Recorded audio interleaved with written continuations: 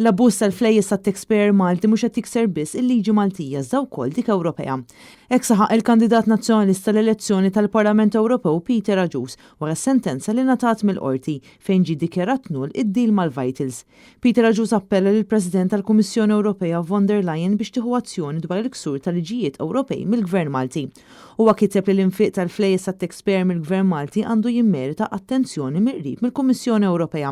Dan kif qed ikun hemm każ wara ieħor fejn il-Gvern qed jabbuża u jikser prattikament kull artiklu tad-Direttiva Ewropea dwar il-Public Procurement. Saħaq li kien hemm mijiet ta' każijiet ta' direct orders li jaqbżu l-miljuni. Każijiet fost oħrajn dwar l-investiment privat fuq power station imdaħla fil-Panama Papers li jiġi garantit b'ipoteka minn flejjes il-poplu. Każijiet bħal tal-Vitals fejn il-liġi tal-Public Procurement issir bl-użu tal-konċessjoni li mbagħad iżidula sfaċċatament penali ta' 100 miljun euro bi klawżola post-contract.